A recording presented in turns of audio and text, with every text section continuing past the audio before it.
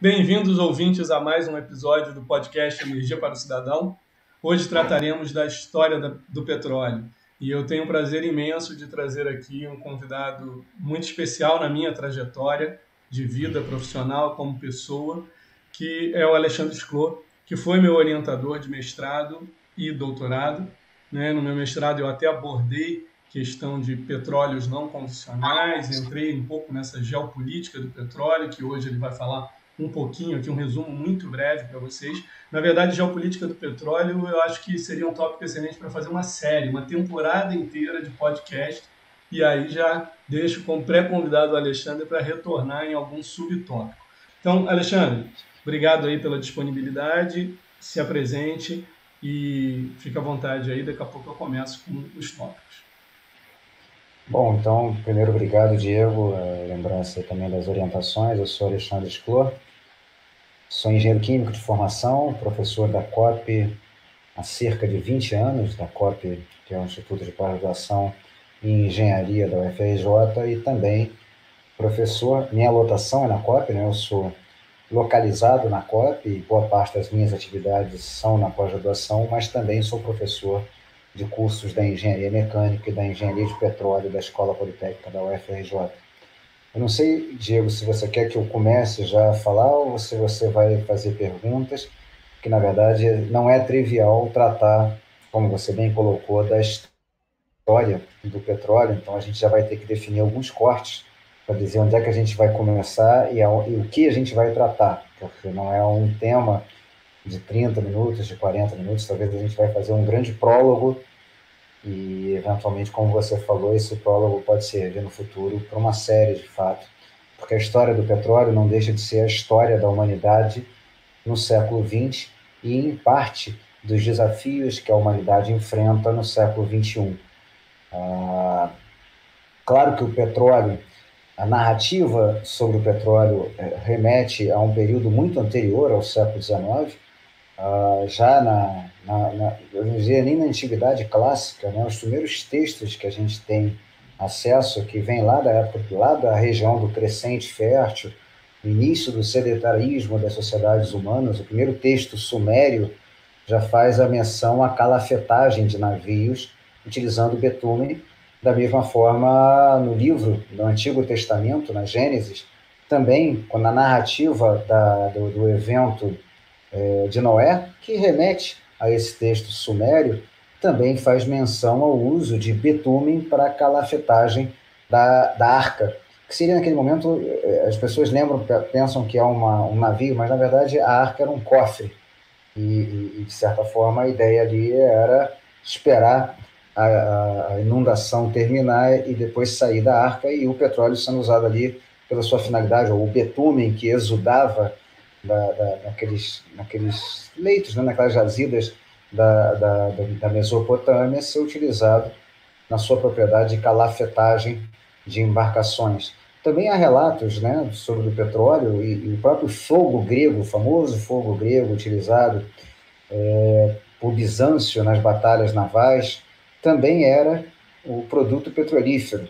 Nesse caso, um produto destilado, a nafta, que a gente hoje chama de nafta, mas na época era simplesmente uma destilação muito simples, na verdade, um aquecimento do petróleo mais mediano, leve, que gerava um produto inflamável que era utilizado na finalidade bélica, na antiguidade greco-romana, nesse caso, pós-período helenístico, na época romana mesmo, naquela região lá de Bizâncio. Não é à toa, é uma região onde a gente tem exudações também de óleo e gás na região do Mar Cáspio. Também o próprio Marco Polo, quando teve contato com a civilização chinesa, teve contato com o uso de bambus para transporte de gás natural. É claro que na nossa referência do hemisfério ocidental, a gente perde muitas vezes a dimensão de que a China foi o lugar, talvez, onde a gente tem os primeiros relatos, de fato, de redes de transporte de gás natural também, né, exudado lá, aproveitado em leitos de fácil acesso na China.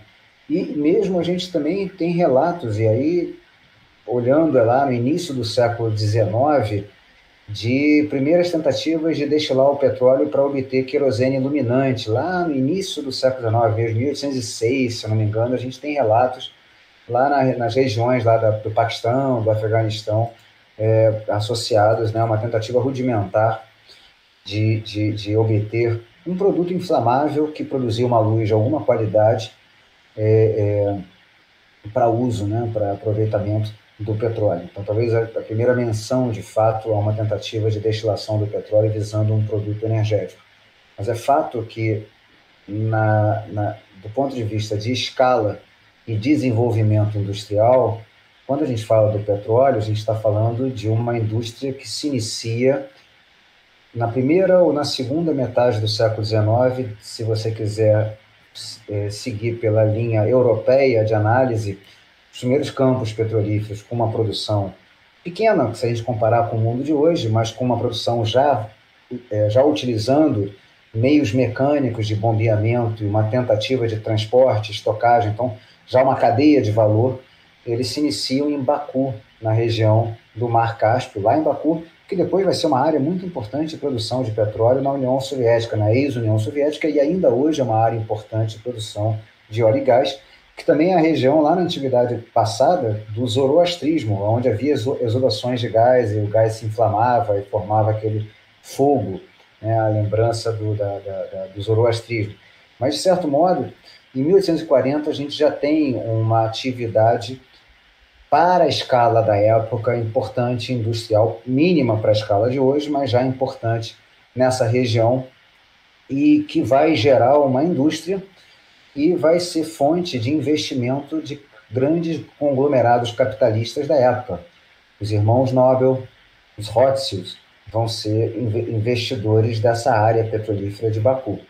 Para os norte-americanos, o marco é 1859, a região da Louisiana, então é a segunda metade do século XIX, quando você tem, não é um coronel, ele se autodenomina coronel, e o coronel Drake, né, então um coronel entre aspas, ele, com recursos de capitalistas norte-americanos, ele vai aproveitar uma tecnologia tipicamente para bombeio de água, que ele adapta para o bombeio,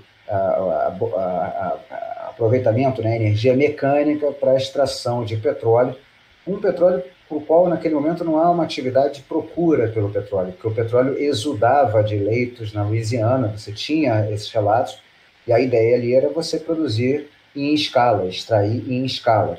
E o petróleo, nesse momento, em 1859, nos Estados Unidos, ele tem um uso não energético, mesmo o uso farmacêutico, contestável, né, para nós hoje, mas eram aqueles produtos farmacêuticos sem um teste clínico adequado, não é um produto cientificamente comprovado, mas ele vai evoluir o petróleo nas primeiras refinarias norte-americanas para dois produtos principais, a querosene iluminante e o óleo combustível, o óleo residual, que é obtido nessa destilação muito rudimentar, um tanque de flash, que vai ter um destilado mais médio e um destilado mais pesado residual. O óleo combustível com uma aplicação industrial, produção de calor, e nas primeiras centrais de cogeração das fábricas norte-americanas, e o querosene iluminante, ele sim, tendo uma importância e sendo o derivado que agrega valor à cadeia petrolífera norte-americana.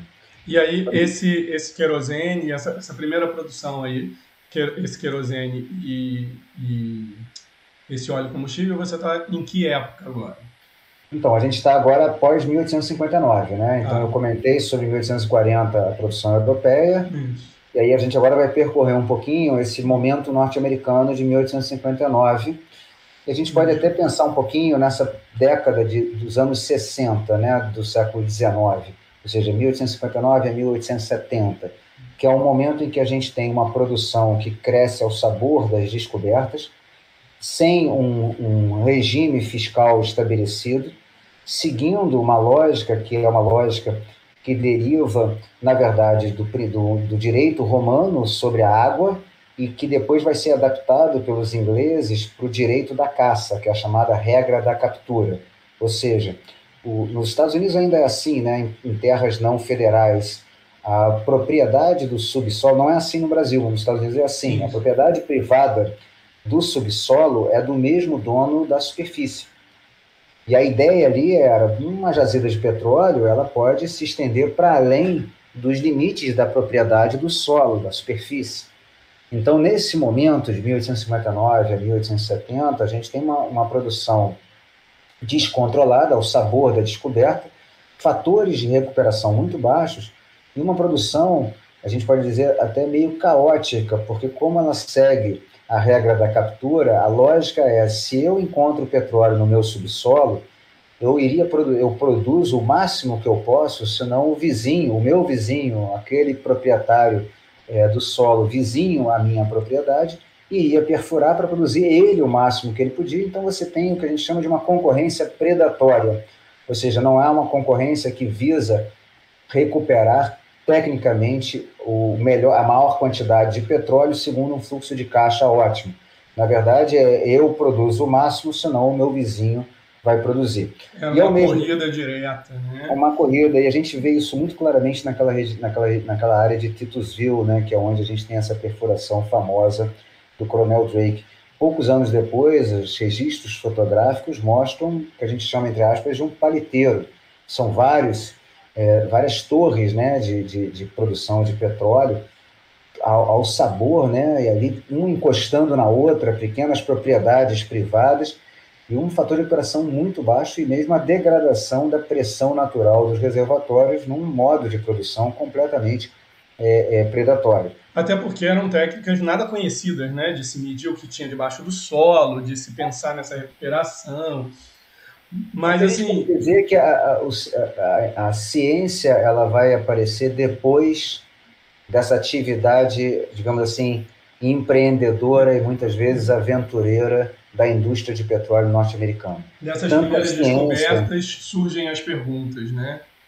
Agora, Alexandre, se me permite, eu ainda não chamei a vinheta do programa aqui. Claro, em geral, eu faço uma introdução rápida. E vou chamar a vinheta, aproveitem para dar curtida. Vocês já viram na introdução, né, trazida pelo Alexandre. A gente vai focar agora, de fato, ali no final do século XIX em diante, passar por todo o século XX, que é um século dominado pelos combustíveis fósseis, em especial o petróleo, mas ele já fez um apanhado de como ele está presente na humanidade desde a antiguidade, né? E como energético a gente começa a explorar a partir de agora. Então, voltamos logo mais.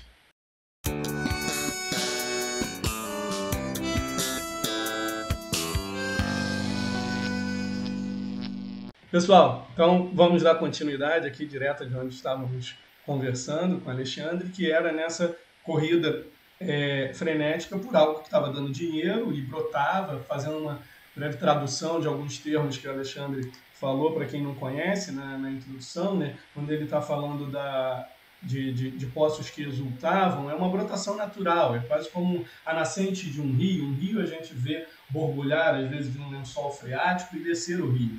E não é assim o nosso petróleo que a gente explora em alto mar aqui no Brasil, mas em muitas regiões do mundo existiam esse petróleo brotando, né? Como ele já trouxe desde lá na antiguidade. E o oeste dos Estados Unidos também tinha um perfil assim, em algumas terras indígenas até que tratavam aquilo ali como aquilo degradava um ambiente, é meio tóxico para a vida, então tinha uma coisa de ser uma área proibida ou amaldiçoada, porque os bichos passavam mal quando bebiam alguma água contaminada por aquilo.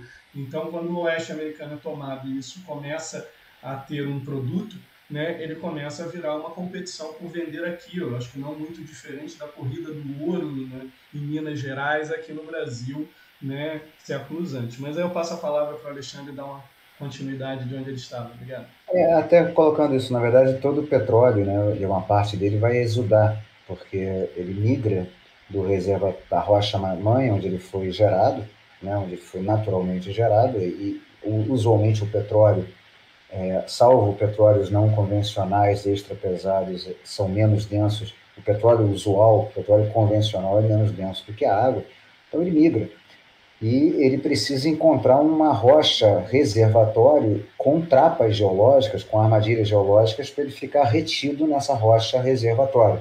Se ele não encontra, se não há o timing geológico para ele encontrar essa rocha e, ao mesmo tempo, ter a armadilha geológica, o selante, para acumular aquele petróleo numa quantidade comercialmente passível de ser extraída, uma parte desse óleo vai exudar. Então, a gente vai ter relatos, Inclusive, no próprio São Francisco, no Brasil, a gente tem relatos de exudação de gás natural, né, o que é produzido, eventualmente, dependendo da matéria orgânica, produzido junto ou num estágio final da produção do óleo bruto. E o que acontece, então, nesse período, já avançando um pouco, esse período de 1959 e 70, o que a gente tem é um produto que gera a margem do refino, que é a querosene iluminante, é o produto nobre, mas não especificado. Ou seja, para que aqueles refinadores rudimentares produzissem o máximo possível de querosene iluminante, eles entravam, inclusive, em frações mais leves do que a querosene iluminante, mais inflamáveis. Então, a gente vai ter vários relatos de incêndio, de problemas, de acidentes, por um produto não especificado. Depois eu vou dizer o porquê que é importante falar isso. E, ao mesmo tempo, a gente tem uma produção predatória ao sabor das descobertas que faz com que a gente tenha, num período de uma década, escassez e excesso ao mesmo tempo. Então, há momentos em que a gente degrada a pressão natural dos reservatórios, porque está se produzindo de forma predatória, a pressão cai muito grande, muito fortemente, derruba a oferta, o preço sobe, no instante seguinte há uma nova descoberta, tem a corrida para produzir, e aí o preço cai, então o preço fica subindo, descendo ao sabor dessa oferta aleatória de petróleo.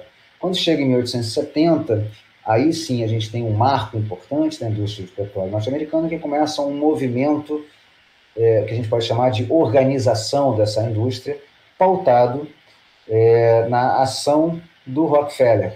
O que o Rockefeller faz? Ele, na verdade, naquele momento, ele tem uma concessão para o transporte ferroviário no meio-oeste norte-americano. A produção de petróleo, nesse momento, está muito dentro do meio-oeste norte-americano. Começa uma pequena produção na costa oeste, mas, de fato, a indústria do petróleo norte-americana, a indústria de petróleo ainda é uma indústria regionalizada, fortemente norte-americana e concentrada no meio-oeste. O Rockefeller detém a concessão de ferrovias. Então, o que ele faz? Então, o querosene, desculpa te cortar, esse querosene de iluminação, ele conseguia, a essa época, atender outras nações ou ele ficava ali regional? Não, completamente ainda não era um produto de exportação. Não existe. A gente pode falar que esse é o momento que a indústria de petróleo ela cresce e ganha moto nos Estados Unidos e é uma indústria fortemente norte-americana com uma pequena existência de uma indústria europeia de petróleo. E o resto do mundo usava cera, vela para iluminação ainda. E gordura de baleia, né? No caso da iluminação, poderia ser cera, vela, madeira, biomassa para iluminação das residências, gás de carvão, né, o famoso city gas, gás de gasificação de carvão, que já existia, por exemplo, na cidade do Rio de Janeiro, né? Então, quando a gente olha o Rio de Janeiro, a gente tem aquelas antigas instalações da SEG junto ao porto, que era a distribuidora de gás, e a iluminação pública, no caso das grandes metrópoles, inclusive o Rio de Janeiro, era baseada nesse gás de carvão ou city gas, que depois vai virar gás de nafta de petróleo e depois vai virar gás natural, no caso da distribuição de gás, mas já não vai ser mais a iluminação pública baseada no gás. A iluminação residencial, aí sim, muitas das cidades se baseando em óleo de baleia, em cera, vela, e na região rural, as trevas. As pessoas não iluminavam ou usavam a madeira para a iluminação e para as outras atividades energéticas. O Brasil mesmo, até os anos 70, tinha um forte uso da lenha e um baixo acesso à energia elétrica para a iluminação de residências, até os anos 70 do século XX. Inclusive, aí nessa época, né, de 1860, 1870, a baleia cachalote corria grande risco de extinção no mundo, porque era caçada para essa iluminação. E esse início da indústria do petróleo meio que salva a baleia dessa extinção. A gente vê imagens, né, do porto de Nova York com a banha de baleia já preparada, então, de fato, ali era um dos problemas, né, que a gente pode falar sobre a questão da iluminação e um pouco a questão da querosene iluminante. O que acontece, na verdade, curiosamente, é que o Rockefeller, a gente está falando dele, ele, na verdade, ele não era da indústria do petróleo, mas ele tem a percepção de montar um trust e começar a adquirir. E aí, claro, a história pode ser narrada de diferentes formas, não sempre ele utilizou os métodos mais canônicos e mais puros para aquisição de refinarias, mas ele monta um trust em que ele passa a dominar o segmento de refino de petróleo que existia à época nos Estados Unidos. E monta essa chamada Standard Oil.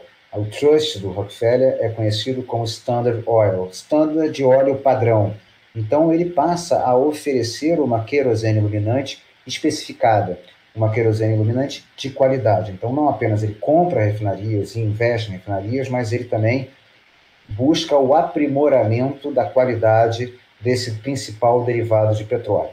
No momento em que ele detém a logística de transporte de derivados e petróleo, a indústria norte-americana, e ele detém as refinarias, ele também passa a definir o preço de compra do petróleo e organizar, de certo modo, a oferta de petróleo norte-americano, porque eles se tornam, o que nós chamamos no mundo da economia, na teoria econômica, de monopolista na venda de derivados e monopcionista na compra de óleo bruto naquela região que era a região a que a indústria de petróleo naquele momento se restringia.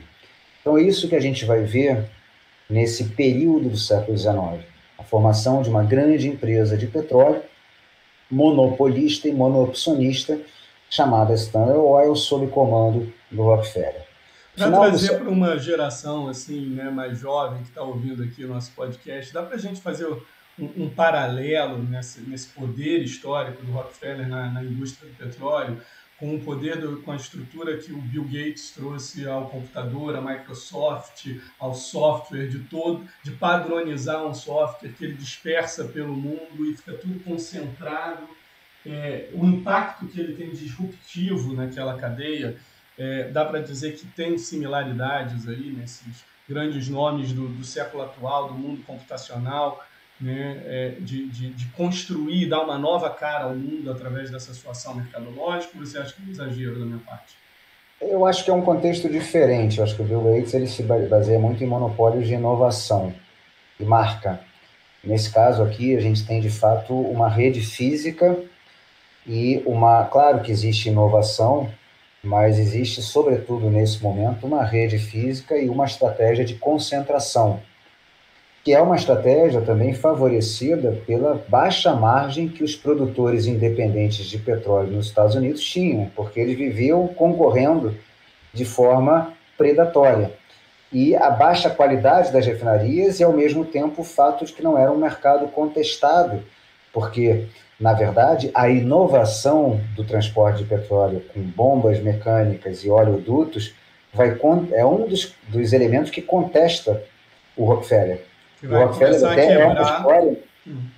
É uma história até curiosa, né? Uma história, digamos assim, do mundo do petróleo, em que o Rockefeller contrata trabalhadores para quebrar oleodutos que estavam sendo construídos, porque era um elemento contestador do seu monopólio monopsônio, e, de certo modo, ele está buscando aqui retardar esse momento onde ele está obtendo rendas extraordinárias. Uma competição desleal mesmo. Então, ele ataca o produto, o capital de um concorrente. E não é à toa, que aí eu estou antecipando um pouco isso, que você vai ter a regulação norte-americana no final do século XIX, e isso chegando ao ponto em 1911, em que vai se buscar na regulação norte-americana romper o trust da Standard Oil, o entendimento de que aqueles lucros extraordinários desse trust, desse monopolista, monopcionista, eram ilegais, eram, até usando os termos da época,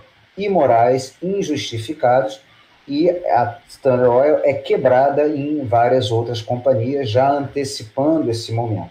Então, esse é um ponto em que a gente vai chegar no século XX. Mas antes de chegar nesse ponto, no final do século XX, a gente também vai ter as inovações da outra grande indústria que surge no século XIX, que é a indústria da eletricidade.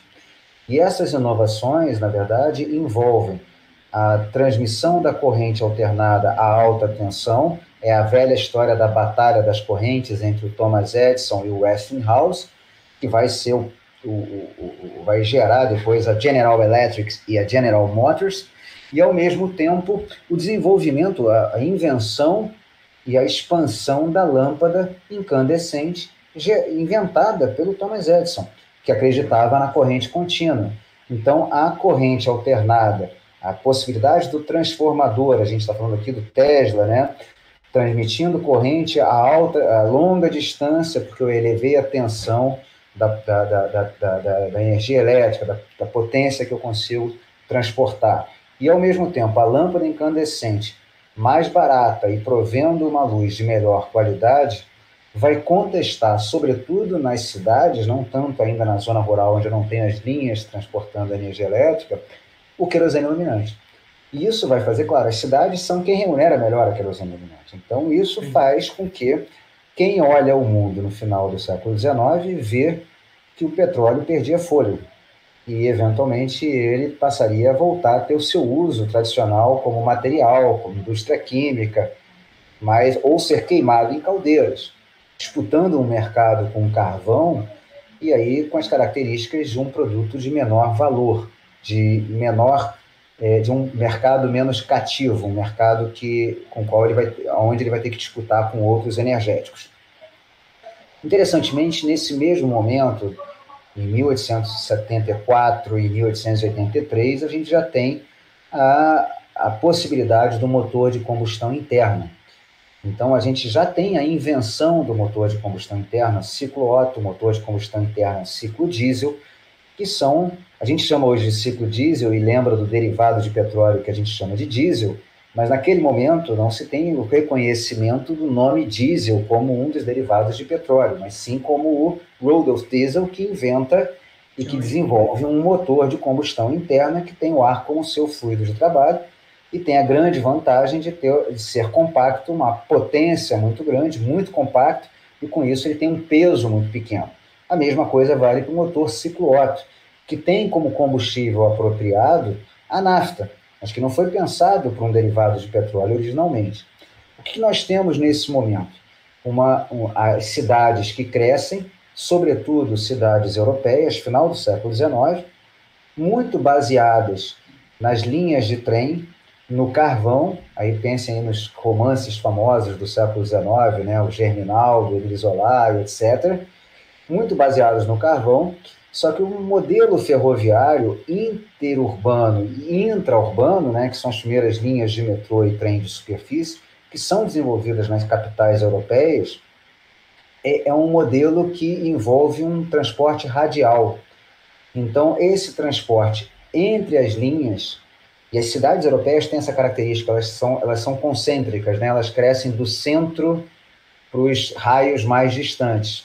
O subúrbio não é algo que é desenvolvido junto com a cidade. No primeiro momento, a cidade é o centro e depois ela vai crescendo. Um pouco o Rio, como capital europeia, seguiu um pouco essa linha. E depois, como capital, parecendo uma capital norte-americana, com a Barra, ficou uma coisa meio mistura entre os Estados Unidos e a Europa, o Rio de Janeiro, né? As duas influências que o Rio sofreu, a Europa do século XIX e os Estados Unidos do século XX. Mas o fato é que, né, nesse momento... Interessante esse paralelo, e é verdade, pensando no Rio de Janeiro, nós estamos nessa situação. O Rio de Janeiro é a mistura mal formatada dessas duas coisas. Não planejada, de modo algum. Não planejada. Aconteceu, exatamente. Mas, de certo modo, as capitais europeias, elas têm essa estrutura urbana na sua história concêntrica, né? Cresceram a partir de burgos medievais e foram atingindo o campo. Isso faz com que você tenha linhas de trem que seguem essas lógicas radiais, como se fossem grandes estrelas que vão se expandindo em distância. Qual é a grande questão? Fazem sentido, é um transporte de escala, mas não fazem o transporte atomizado. Então, quando a cidade vai crescendo, você começa a ter que encontrar meios de transporte entre as linhas. Do trem, para os bairros, para os comércios. O meio normal, na área, lá nas capitais europeias, eram as pessoas andando. E a gente vê as imagens das ruas nas capitais europeias nesse momento, a gente vê muitas pessoas andando. E também o cavalo. Tanto o cavalo para o transporte público, atração animal, né? Aí, no caso do Rio de Janeiro, eu relato também de burros, mas quanto o cavalo individual, pessoas mais ricas. Quem lembra dos livros do Machado de Assis também lembra desse tipo de relato, na capital, Rio de Janeiro. Acho que as novelas de época também retratam.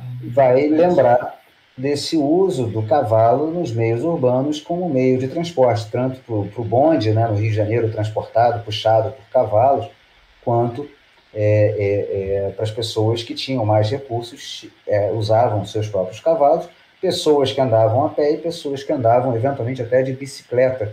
A bicicleta de pedal, o modelo de bicicleta que nós conhecemos hoje é de 1883, que é esse modelo de bicicleta que você tem o pedal e que você tem a correia de transmissão entre as duas rodas. Mas claro que com uma distância menor, com características diferentes. Sim. Começam a surgir os primeiros modelos do que a gente chama de carruagem sem cavalo. Esse é o termo mesmo, horseless car, no final da década de 80 do século XIX. As primeiras patentes, a Benz, que depois vai se fundir e ser a Mercedes-Benz, tem uma patente de um horseless car, se eu não me engano, de 1883. O boiler de Serpollet, a caldeira de Serpollet, também é de 1883. É um evaporador com tubulão de vapor. O objetivo, não sei se o pessoal que está escutando aqui é de engenharia mecânica, mas o objetivo do boiler de Serpollet era você poder vencer a inércia térmica de um ciclo Rankine, você manter uma linha de vapor pré-aquecida, e com isso a partida do veículo baseado numa máquina de combustão externa, ciclo Rankine, seria em 5 minutos e não no tempo que a gente precisaria ter de uma caldeira industrial. Por que eu estou falando disso? A gente tem 3 modelos de carruagem sem cavalo. Claro, a gente tem o modelo da carruagem com cavalo. Com cavalo. A gente teria 3 modelos da carruagem sem cavalo que surge no final do século XIX. O modelo do veículo baseado na caldeira e na turbina a vapor, que tem uma vantagem. É o século do carvão. E as grandes capitais europeias tinham carvão e usavam carvão. O carvão era o principal energético da Revolução Industrial Europeia. A máquina a vapor totalmente dominada. Desvantagem, a mesma desvantagem do navio a vapor, que é o padrão da época também da embarcação marítima, navios a vapor, utilizando carvão mineral, que você transporta uma massa muito grande, um volume muito grande, um energético sólido, um peso muito grande. Significa que você está basicamente desenvolvendo uma carruagem para transportar a força motriz e o energético, e não as pessoas. Você tem mais espaço ocupado pelo carvão para carregar tudo, que na locomotiva é uma coisa que você vai aglutinando, né? E consegue puxar alguns carros, mas mesmo assim ela tinha que carregar também carros de carvão para ir alocando ali, né? E pessoas que alimentam a caldeira. Exato. Né? Então, é um dispositivo que não tem nenhuma vantagem frente aos cavalos. É como se a gente estivesse fazendo uma adaptação de uma pequena locomotiva Maria Fumaça. Você está reduzindo o trem a um carrinho, né? É isso aí. Funciona, mas não vai ter as grandes vantagens, não vai conseguir superar, inclusive, uma carruagem. O padrão da época era a gente pensar o máximo da carruagem está associado à força de um homem forte. E a carruagem, na verdade, é até uma questão boa de mecânica newtoniana, né, de tração. O homem forte fica sentado no meio da carruagem.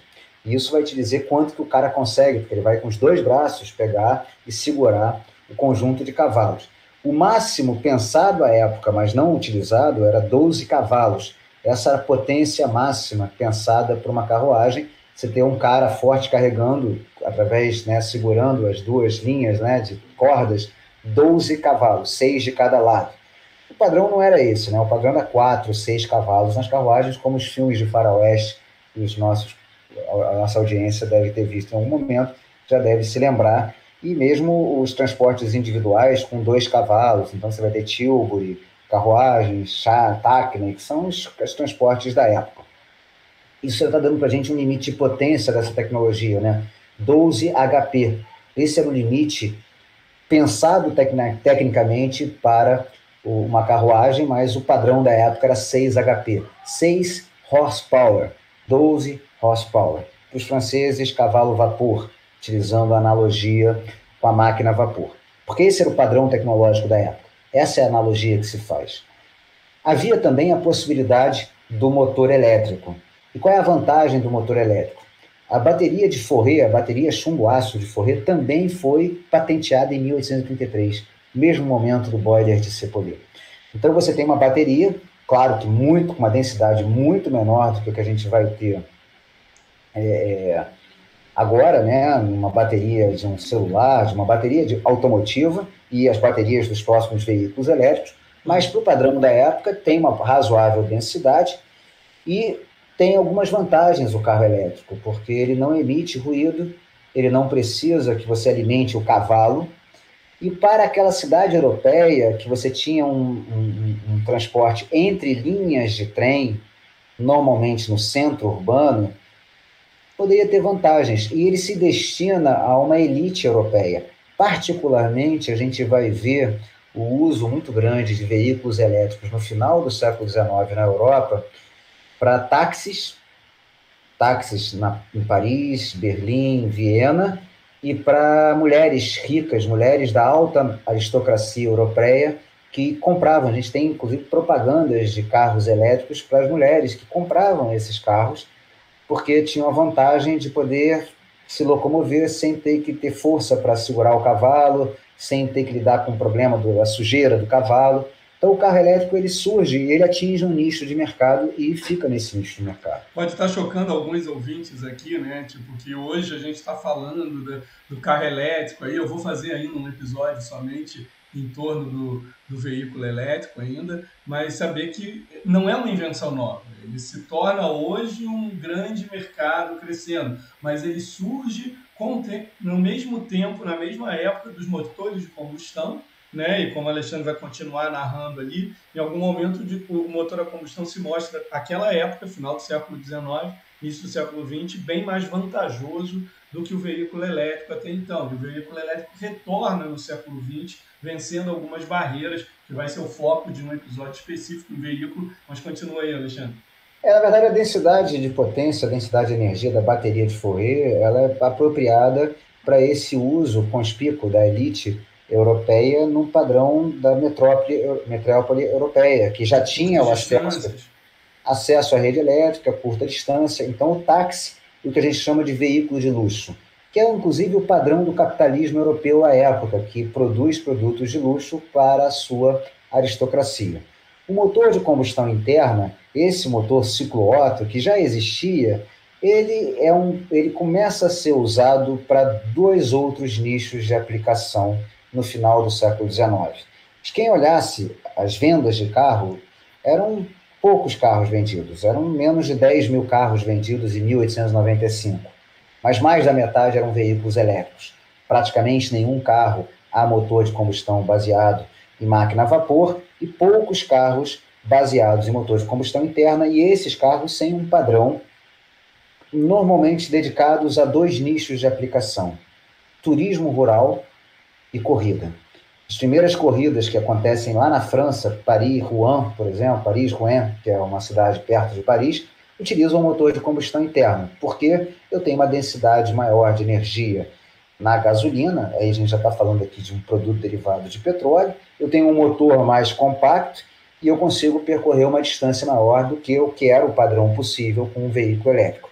E o turismo rural, a mesma coisa, até porque no campo não há acesso à energia elétrica, mas há a possibilidade de comprar gasolina no campo. Sabe por quê? Porque havia os armazéns no campo que vendiam querosene iluminante. Então, aquele armazém que vendia querosene iluminante da indústria do petróleo, ele vai se adaptar para ser os primeiros postos de gasolina. Ou seja, o cara transportava a querosene iluminante, a empresa de petróleo também vai transportar a nafta para atender esse turismo rural. Então, você tem mais ou menos isso: o veículo elétrico com esse nicho de aplicação, um veículo de combustão interna com esse outro nicho de aplicação.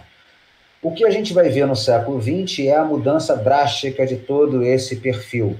E isso está muito associado à mudança do eixo de desenvolvimento da Europa para os Estados Unidos e também à imigração europeia para os Estados Unidos, que gera um novo padrão de cidade nos Estados Unidos. Um crescimento de uma classe média nos Estados Unidos e, ao mesmo tempo, essa classe média se destinando aos subúrbios norte-americanos. Ela não tem como ser atendida por linhas de trem, que não chegavam até elas, e tampouco por veículos elétricos, porque o veículo elétrico não tinha autonomia para isso. Então, o motor de combustão interna é o motor adequado. O fato de que os carros baseados em motor de combustão interna eram utilizados para a corrida também modifica muito o perfil porque é o momento em que a gente também para de chamar carro de carruagem sem cavalo, porque a gente precisa de uma potência maior e, ao mesmo tempo, o design do carro muda. Eu preciso colocar a direção num dos pontos do carro, porque se ele tem uma potência maior, potência é força versus velocidade, né? Todo mundo lembra da mecânica básica. Então ele trabalha com uma velocidade maior. Se ele trabalha com uma velocidade maior, quando ele entra numa curva, se eu ficar no meio, que nem aquele antigo cocheiro, ele vai cair. Então eu precisava identificar com um carro de maior velocidade o sentido da rua e a localização do volante. Então é nesse momento que a gente passa a ter o desenho do carro não mais sendo um carro de chassi alto, baseado numa carruagem com um volante no meio. Você passa a ter o chassi baixo, um desenho que tenta otimizar o fluxo de ar no entorno do carro e, ao mesmo tempo, a posição do volante num dos pontos do carro, que também vai definir o sentido das ruas. É um ponto importante. Também é importante dizer, 1911 é o momento em que o Ford passa a desenvolver um novo modelo de produção baseado numa linha de montagem, e aí sim ele define nesse modelo de produção um carro de baixo custo chamado Ford Tin Lizzie, que ficou conhecido e famoso como Ford T. Esse Ford muito barato, o Ford, o desenvolvedor nessa linha de montagem, que aí a gente também está falando de um novo grande conglomerado, né? A gente falou do Rockefeller e agora está falando do Ford, a indústria automobilística. E aí é o marco da indústria automobilística, não é porque não existia à época, já existia a Mercedes-Benz, já existia a Chrysler, mas na verdade o que o Ford dá é um carro que ele, é a frase dele, ele queria um carro que o operário dele fosse capaz de comprar. Então o que a gente vê é que de 1911 a 1920 muda o perfil. Desaparecem os veículos elétricos e surge um carro muito barato que deixa de ser usado para turismo e passa a ser o veículo de transporte pessoal. E a gente está falando aqui de um crescimento que a gente sai de centenas de dezenas de veículos para mais de milhares de veículos sendo vendidos nos Estados Unidos. Também é importante dizer a Primeira Guerra Mundial, que os europeus conhecem como a Grande Guerra, também é uma guerra fortemente baseada no cavalo, como foram todas as guerras do século XIX, mas para a qual o veículo motorizado começa a ser um game changer da guerra, se a gente pode usar essa expressão, né, que lembra a guerra também. Ou seja, em várias grandes batalhas da Primeira Guerra Mundial, particularmente a Batalha de Marne, de 1914, 7 de setembro, se eu não me engano, mas eu acho que dá para lembrar, porque é uma data comum para nós no Brasil. 7 de setembro de 1914, o exército prussiano-austríaco estava às portas de Paris e os taxistas de Marne cederam as suas gasolinas para a frota motorizada do exército francês contra-atacar. E isso foi uma virada da Primeira Guerra Mundial. Foi um momento de virada da Primeira Guerra Mundial e que depois vai ser vencida pelo exército anglo-francês. Então, é um primeiro momento que se mostra tão relevante a gasolina, a indústria do petróleo, não apenas do ponto de vista de conforto pessoal, mas na relação de poder entre as grandes potências mundiais. E isso vai calcar também muito da política e da geopolítica do século XX.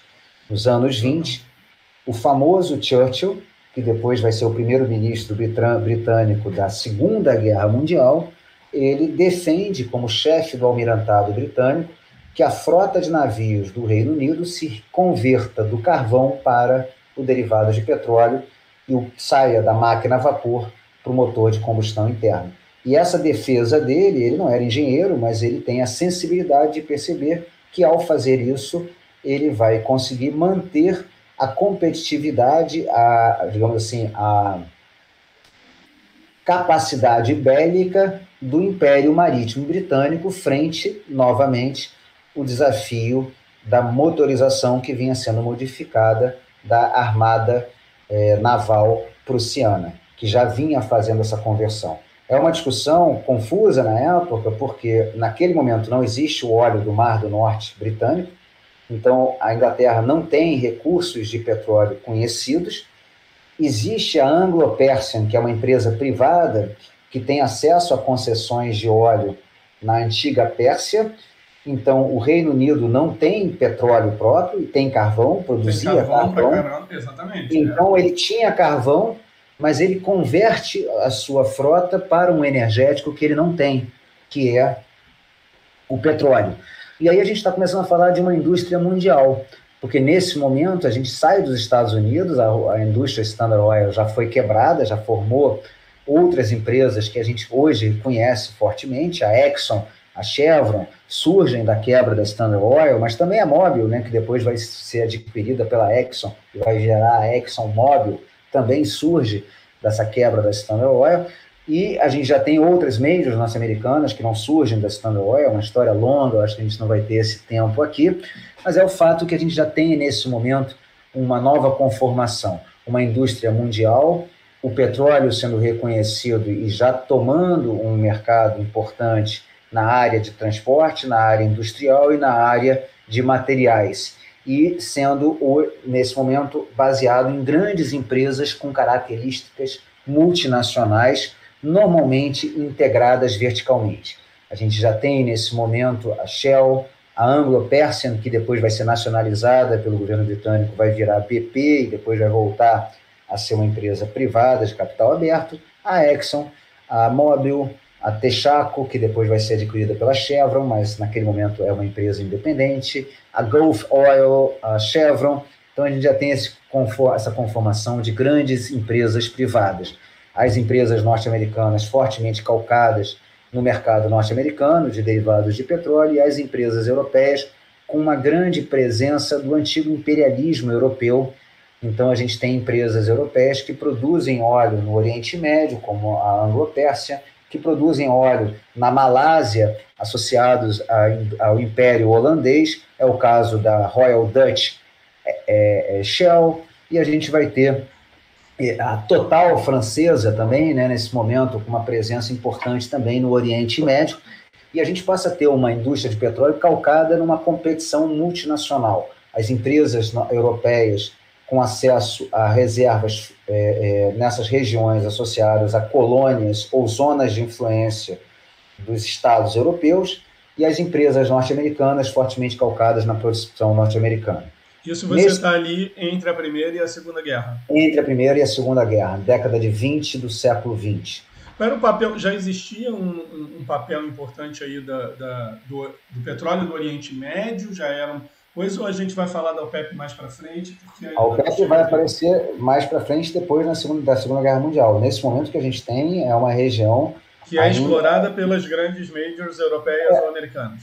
É um bom parênteses, e essa história é longa, né, Diego? Porque, na verdade, o que acontece é um dos perdedores da Primeira Guerra Mundial é o Império Turco Otomano, que é aliado da Prússia, da Áustria, na Primeira Guerra Mundial. E um dos resultados da Primeira Guerra Mundial, além do Acordo de Versailles, que é um acordo que depois vai ser questionado, né, pela Alemanha nazista, um dos resultados da Primeira Guerra Mundial é o fim de um grande império. Um império que tem uma dimensão gigantesca e que teve o seu apogeu no século XV depois de Cristo, né? Lembrando da tomada de Constantinopla, né? O fim do Império Romano do Oriente, 1453. Então, tem o seu apogeu, mas ele tem uma dimensão gigantesca. E após a Primeira Guerra Mundial é que surgem determinados países que nós hoje conhecemos e que, na verdade, alguns deles, como o Iraque, são criações, entre aspas, artificiais da França e da Inglaterra sobre o Império Turco-Otomano. Realmente, então, isso é um parêntese para onde eu fazer um dos episódios lá da série sobre o petróleo. Né? Certamente, mas o que a gente vai se aprofundar aqui, né? É um reino persa que cede uma concessão longuíssima de óleo para a produção da Anglo-Persian, que é a BP. Você tem o Iraque, que é uma criação artificial, aonde a Total vai trabalhar muito naquele momento, a empresa francesa, vai ter a Shell operando. Então você vai ter essas concessões, mas ainda países, a gente tem muita dificuldade de falar de estados-nações, são ainda regiões muito frágeis politicamente, e uma disputa muito política muito forte nessa região, que inclusive faz com que as concessões às empresas de petróleo sejam muito favorecidas, porque o poder de negociação das elites à época é muito pequeno. Eles estão disputando, né, para ver quem é que vai ter o domínio político nessas regiões. Entendi. Então, o que a gente vai ter é esse contexto. Um contexto, inclusive, que leva também a um fato interessante. Nos anos 20, a grande produção de Spindleton, por exemplo, lá nos Estados Unidos, dos campos incríveis do Texas norte-americano, também é um parênteses que a gente tem que fazer aqui, são dos anos da primeira década do século XX.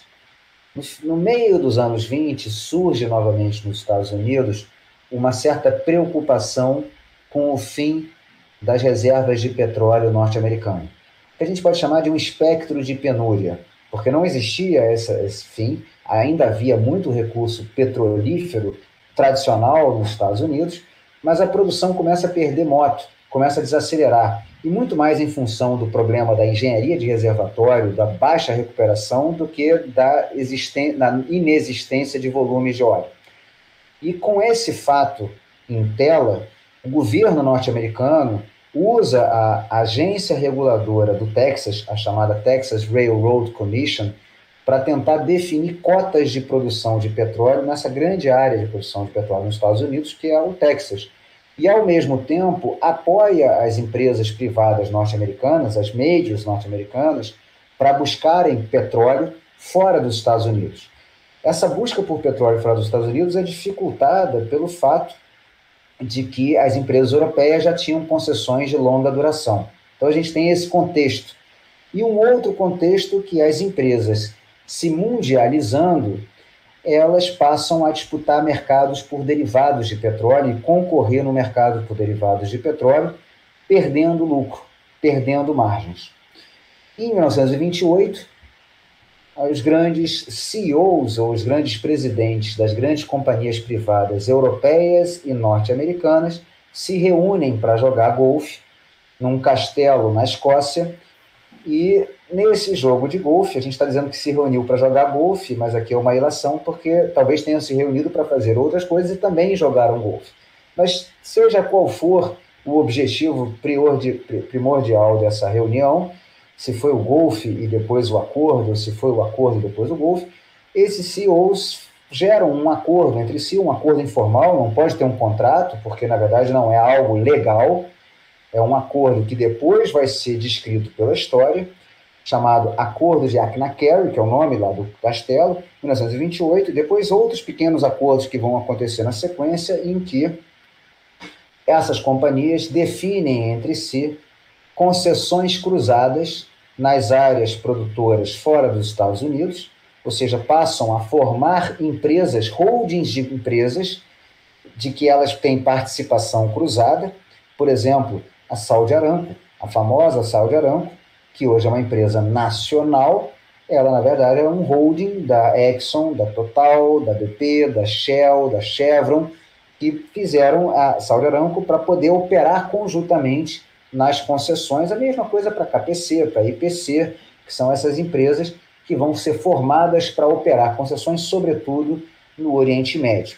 E, ao mesmo tempo... Conluem, ao invés deles disputarem tudo, eles combinam, vamos combinar entre a gente domina o mercado, domina os preços e cada um ganha um pouquinho do negócio do outro em cada território e a gente vai fazendo isso junto. Ao mesmo tempo, essas empresas entram num acordo para não disputar mais no mercado por derivados. É o chamado regra as is. Ou seja, quem tem um mercado de derivados vai ficar lá e você não vai ter disputa por preço no mercado de derivados. Você está falando que é refinado, da gasolina, do diesel, do refinado. Então, na verdade, o que acontece? Quando essas empresas entram em holding para buscar uma concessão fora dos Estados Unidos, elas não disputam mais entre si regras mais benéficas para os países detentores das reservas. Eles definem as mesmas regras e uma não disputa com a outra. E depois, como elas não disputam o mercado de derivados, ou seja, elas ganham muito na margem de refino. Isso é o que depois o Enrico Mattei, CEO da Eni, muito tempo depois, lá nos anos 50, chamou do cartel das 7 irmãs. As 7 irmãs seriam essas 7 empresas majors que se organizam e entram em acordo para produzir conjuntamente nessas concessões e não disputar o mercado de derivados. O Enrico Mattei chamou de 7 irmãs porque ele queria dizer que era um domínio anglo-saxão sobre o mundo, sobre a terra. E aí a gente teria as empresas norte-americanas e inglesas, né? A Shell, a Royal Dutch Shell, a BP e as empresas norte-americanas. Mas, na verdade, aqui também tinha a Total, a francesa Total. Então, eram 8 companhias na prática, mas a gente ficou com esse nome marcado na história por causa do Enrico Mattei, que chamou de Cartel das 7 Irmãs. E durante, talvez, 40 anos, essas empresas determinaram preços de petróleo e ganharam mercado por derivados. Então, essa é uma história que vai pautar o século XX. Grande parte do século XX. Né? Vamos voltar ali para o meados ali do século XX, para a Segunda Guerra Mundial, né? Que você estava quase chegando nela. Se o petróleo teve um papel ali decisório em alguns pontos da Primeira Guerra Mundial, ele tem na Segunda Guerra um papel de protagonista, né? Porque a Segunda Grande Guerra é a que é calcada já nos equipamentos, nas máquinas, né? Surgem os grandes caminhões, as frotas de combate, tanques e aviões de guerra bombardeando os lugares. Né? Você saiu da infantaria, acabou o cavalo, e a guerra ela é calcada aí diretamente nessa energia, nesse energético, né?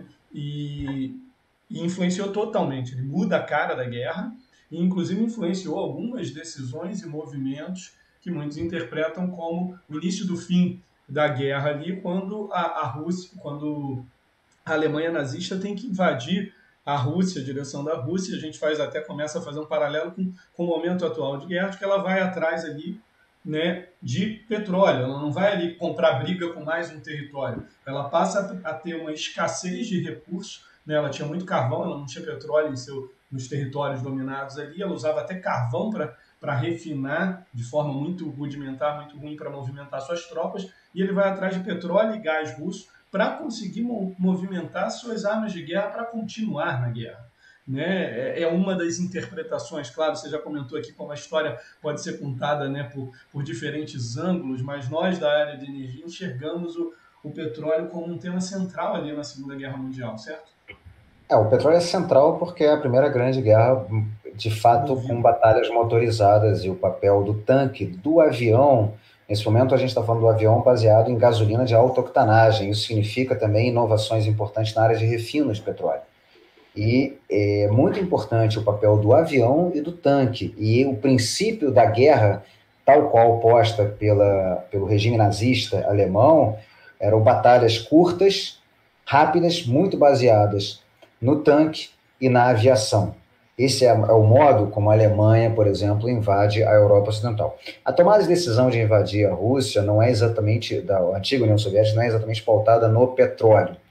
É pautada na ideia, no ideário horripilante, né, daquele regime nazista. Mas, na verdade, existe uma tomada de decisão importante durante essa invasão, que era a concentração de frotas, de tropas e etc., em Moscou e São Petersburgo. A Alemanha sofre grandes reveses, sobretudo em Moscou, perde a Batalha de Moscou, mas poderia voltar a tentar tomar Moscou, que é o centro do poder russo, e demora muito tempo no cerco de São Petersburgo. Mas, na verdade, há uma decisão de desviar o caminho na direção dos campos petrolíferos de Baku, porque a União Soviética é uma extensão de terra muito grande, uma necessidade muito grande de combustíveis. A Alemanha não tem acesso a combustíveis, a Europa aliada tem, porque os Estados Unidos, antes de entrar da guerra, já fornece bens de capital e combustível, e a famosa batalha dos submarinos, né, da Bacia do Atlântico, é uma tentativa alemã de evitar esse aporte de material e combustível para a Europa, sobretudo nesse caso a gente está falando da Inglaterra, e também a própria União Soviética, porque os Estados Unidos também cedeu bens de capital e combustível para a União Soviética.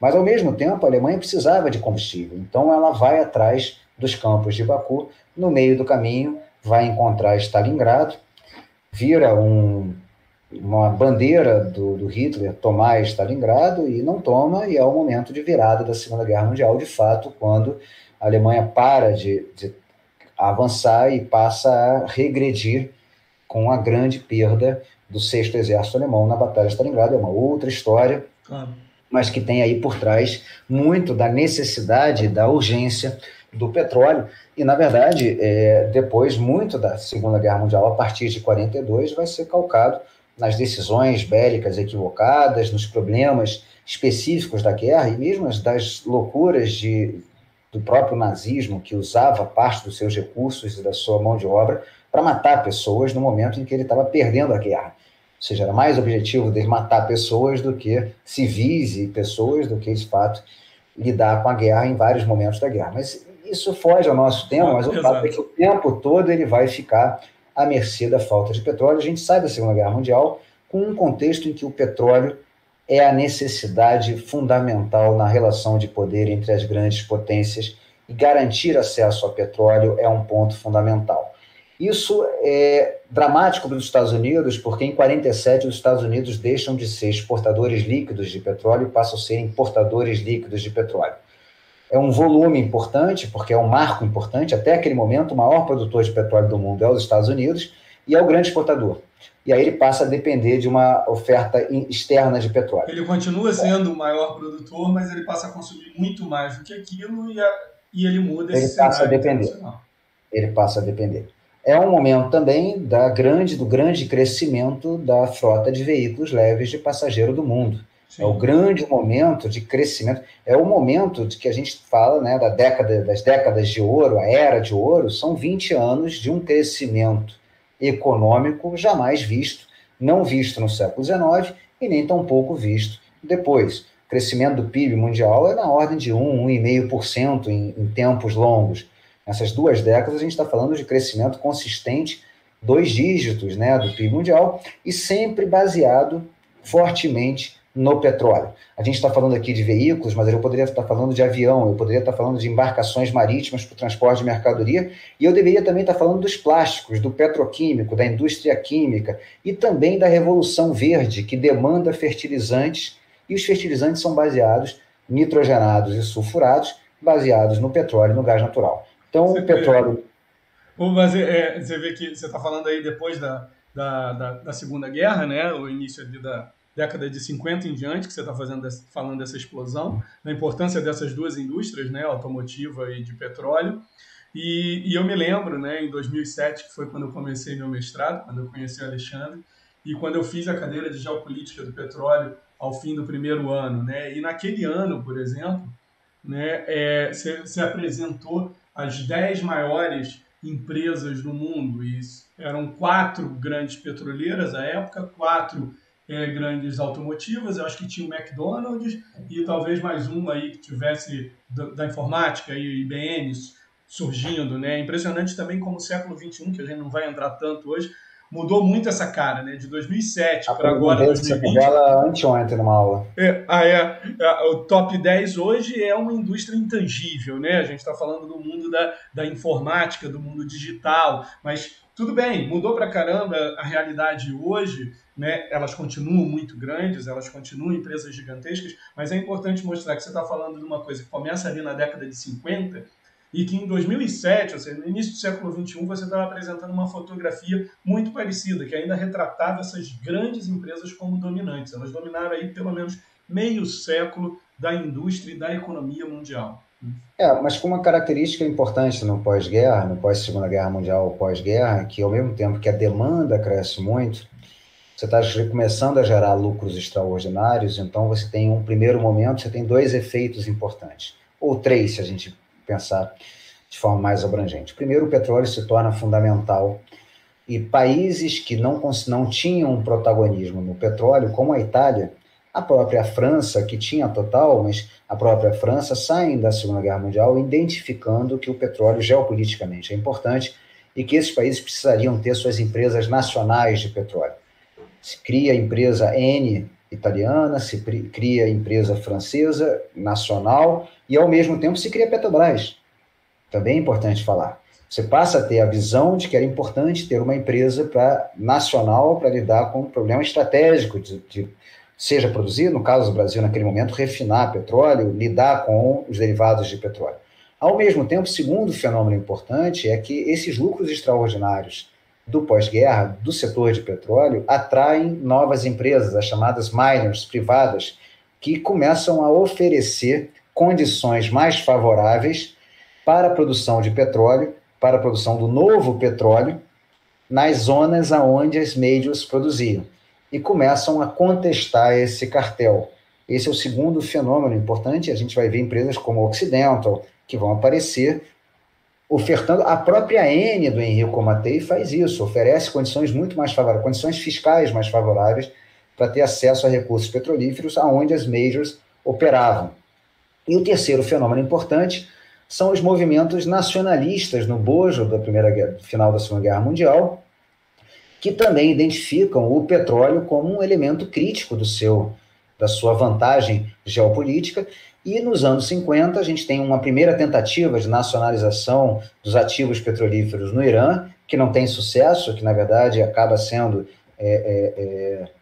controlada, né, entre aspas, talvez não seja o melhor termo, pela CIA e pela Scotland Yard britânica, mas você já tem as primeiras tentativas fortes de nacionalização de ativos de países, de regiões do globo que operavam sob concessões de majors ou de minors petrolíferas.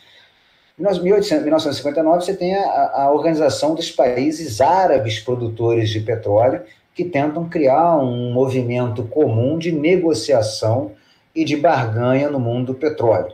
Em 1960, a Venezuela propõe, junto com essa organização, criar uma organização mais ampla, chamada OPEP, em inglês OPEC, que data de 1960, que é a criação de uma organização de países exportadores de petróleo.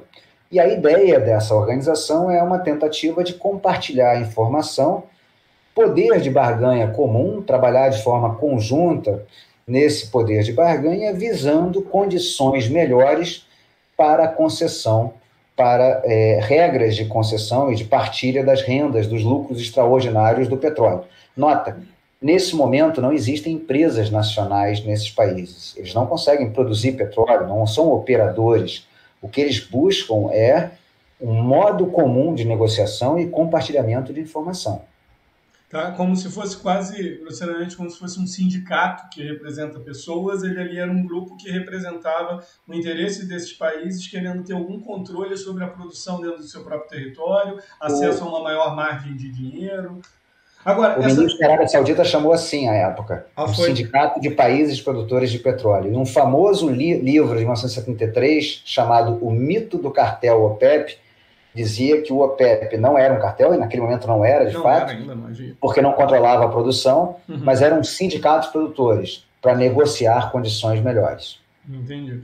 E aí, você falou, ele não era um cartel ainda, porque ele não tinha controle, né? Mas muitos dos nossos ouvintes já devem ter ouvido, né, ou lido aí na mídia, vários momentos em que a OPEP controla a produção, controla preço, ela em algum momento começa a agir como cartel, ou seja, ela, pelo visto, tem algum êxito organizacional ali de conseguir, em algum momento, benefícios que eram até justos, mas em algum momento ela percebe que ela ganha tanto controle que ela começa a querer mexer com o mercado mundial. É isso, mais ou menos?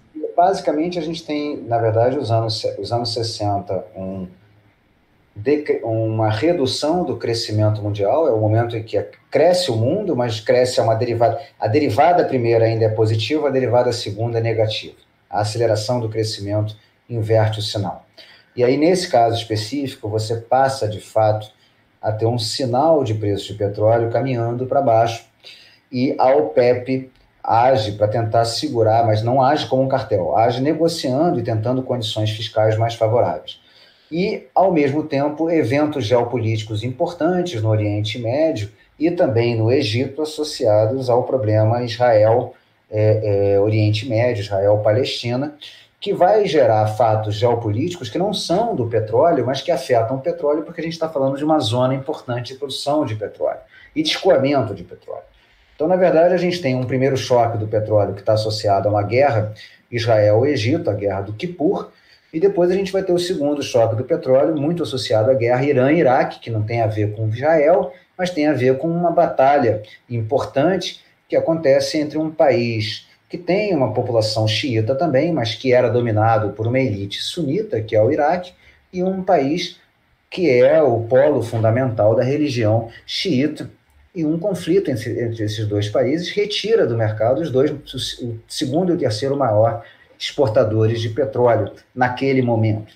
Então, você tem uma crise de oferta de petróleo, em 2 choques de petróleo, que não são causados pelo cartel do OPEP, porque não é um cartel ainda, mas são causados por efeitos geopolíticos, e, ao mesmo tempo, nos anos 70, um movimento de nacionalização de ativos petrolíferos. E é nesse momento que começa a nacionalização, por exemplo, da Saudi Aramco, saudita. A PDVSA venezuelana vai se nacionalizar em 75. Então, o que a gente tem é que, nos anos 80, no início dos anos 80, a gente tem um mercado petrolífero que cresce menos, porque a gente está vivendo uma grande crise econômica mundial, e operadores, empresas nacionais que derivam da nacionalização dos ativos que antigamente existiam nesses países. Um parêntese bem breve. Essa nacionalização foi um acordo ou foi uma tomada dos governos dessas empresas que eram privadas e atuavam dos ativos dessas empresas, né, dos poços, da estrutura de exploração que essas empresas tinham em seu território? Na verdade, é uma nacionalização bastante gradual. Para você ter uma ideia, a Saudi Aramco inicia sua nacionalização em 75, se eu não me engano, e só vai completar a compra completa das ações em 91. Então, é bem soft. Então, e acontece de maneira bem gradual, não é traumática como foi a tentativa lá no antigo Irã, do Mossadegh, em 1952. Mas o fato é que chega em 83, a OPEP age de fato como um cartel. Ela estabelece cotas para os seus países produtores, cotas que não são cotas pensando em empresas, mas as empresas representam os países, de tanto que cada país, e portanto quanto cada empresa vai produzir, tentando limitar a oferta para aumentar o preço, naquele momento, sobretudo, para fazer com que o preço caia menos, porque o preço começou a cair diante de uma queda muito grande do mercado do petróleo, dado que os países estavam em grande crise econômica e algumas medidas também de eficiência energética, de mudança de derivados do petróleo, já estavam acontecendo. O caso exemplar, no caso brasileiro, é o pró-álcool. Então, a gente entra nos anos 80 com a OPEP podendo e começando, de fato, a exercer aquilo que ela vai exercer ainda hoje, uma tentativa de lidar com o mercado de petróleo, estabelecendo cotas de produção que limitam a oferta, e com isso, ou ela defende preços mais altos, reduzindo, né, a queda do preço, ou ela tenta elevar o preço do petróleo. E ela tem esse poder de jogo porque esses países somados representavam mais ou menos quanto do petróleo naquela época? Nesse momento, mais de 50% da oferta de exportação de petróleo. Isso é importante, né? Tem um peso muito grande na exportação do petróleo. A gente está ignorando aqui quem produzia e já consumia, como nos Estados Unidos. Está pensando nos petróleos que estavam fluindo pelo mundo. Né? E é importante também dizer isso, né? Nos anos 80, que começa a amadurecer também os volumes de produção offshore do Mar do Norte, e mesmo da costa brasileira. É nos anos 80 que a gente começa a ver, de fato, a produção offshore brasileira como uma resposta aos choques do petróleo dos anos 70, né, e tal, e, ao mesmo tempo, a produção do Mar do Norte europeia também como essa resposta. Então, a gente tem uma zona de oferta fora da OPEP que cresce. Então, você tem um peso da OPEP que se reduz, mas ela é bastante relevante ainda na exportação, nos volumes transacionados de petróleo.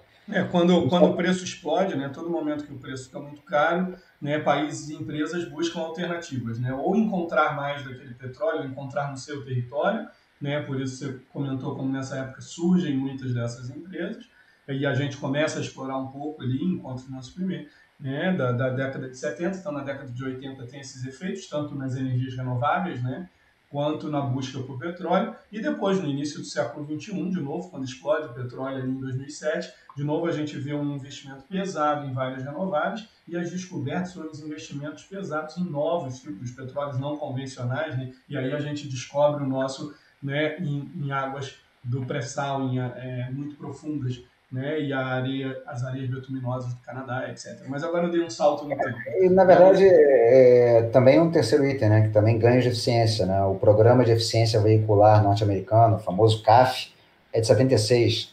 Então, também é uma tentativa de reduzir o consumo de gasolina, nesse caso especificamente, não por substituição da gasolina, como foi o pró-álcool brasileiro, sim, e nem tampouco por uma nova oferta de petróleo, mas por um conversor mais eficiente e a definição de um padrão de um conversor mais eficiente.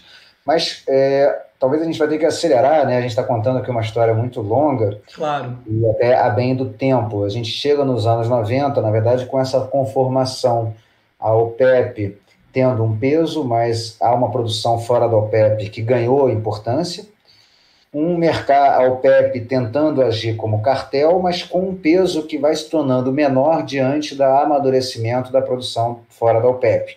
E, ao mesmo tempo, diante da dificuldade da OPEP operar como um cartel, dada a heterogeneidade dos membros que compõem a OPEP e o próprio fato que a OPEP não é um cartel de empresas, é um cartel de países. Então, cada país tem a sua característica e, basicamente, a gente também tem um outro problema na OPEP, que é uma disputa milenar que não tem a ver com o petróleo, mas tem a ver com um aspecto geopolítico relevante entre a Arábia Saudita e o Irã, tendo no meio entre os dois o Iraque, que tem uma mistura xiita e sunita na sua conformação, porque, como nós já comentamos, é um país artificialmente criado.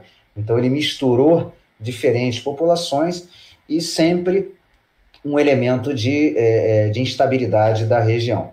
Então, a gente tem essa situação nos anos 90.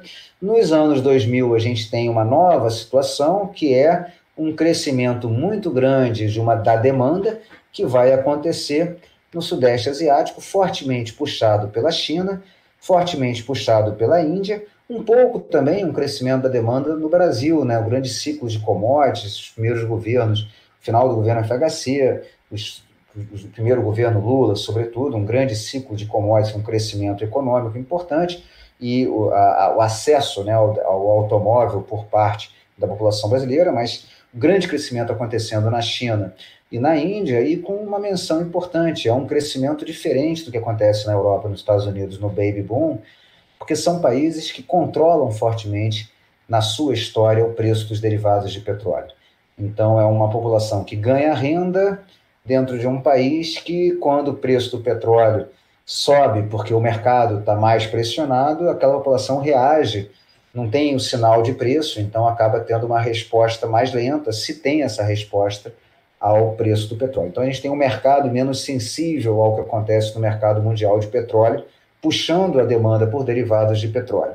Da mesma forma, a produção fora da OPEP naquele momento estabiliza. Em 2004, a gente já vê todo o declínio do Mar do Norte, o Brasil ainda não tem o pré-sal, então a OPEP ganha valor de novo, ganha peso de novo no mercado de petróleo. E, finalmente, a gente tem uma situação importante, que é um movimento especulativo imobiliário norte-americano que transmite depois para a Bolsa de Commodities e, particularmente, para o petróleo.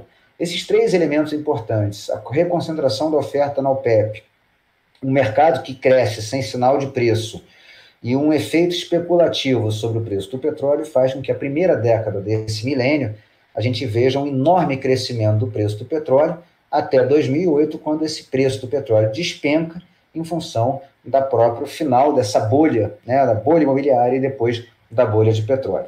Quando a gente chega nessa década agora, não essa década, mas a década de 10 desse milênio, praticamente a gente está chegando no nosso tempo, a gente começa a ver um mercado de petróleo se recuperando e o preço do petróleo se recuperando. Então, o preço do petróleo cresceu muito nos primeiros 5, 6, 7 anos desse milênio, despenca com o fim da bolha, com a crise econômica, e ele volta a se recuperar, ainda puxado fortemente pelo Sudeste Asiático, fortemente pela China e pelas repúblicas que compõem, né, o cinturão da seda, aquele One Road, One Belt, né, na China, aquele cinturão de indústrias que compõem, né, o parque industrial da China e dos países que estão associados à produção industrial chinesa. Quando a gente vai chegar depois, então, na pandemia do Covid, é uma nova grande crise e é um choque de demanda causado por um efeito não previsto, que tem um impacto muito grande associado ao lockdown. E é um impacto muito maior. O setor de transportes parou, né? Tipo, na verdade, avião, tudo, né? Todas as atividades econômicas despencaram. Mas com proporções diferentes. Quem sofreu e ainda sofre muito, e permanece sobre ele uma interrogação importante, é o setor de aviação. E nesse caso a gente está falando de querosene de aviação. Foi o que mais caiu percentualmente, não em volume, porque ele não é o maior volume, mas percentualmente foi o que mais caiu, e o que menos se recuperou, porque provavelmente algumas das viagens de avião vão deixar de ser feitas em função do teletrabalho, de reuniões como que a gente está fazendo aqui. Eu me lembro de ter ido a Macaé participar de bancas, até usando o avião. À época, não me lembro nem mais qual era o nome da companhia, mas era uma companhia que usava turbo-hélice, voava baixinho e chegava lá no aeroporto de Macaé. A pista era pequena, ela não suportava aviões maiores, a carga. Não dá pra lembrar qual é o nome, mas essa empresa até acho que foi adquirida. Depois que eu cheguei aqui também já peguei voo para São Paulo, mas realmente são coisas que às vezes, precisa mesmo dos deslocamentos, né? Os deslocamentos são agora questionados, né? Eles estão voltando e vão voltar, mas assim, você sempre vai pensar duas vezes se aquele deslocamento é realmente necessário. Então tem um caráter mais, talvez, estrutural, ainda. Exato. Que a gente vai voltar a ver um crescimento, mas vai ter uma mudança desse perfil.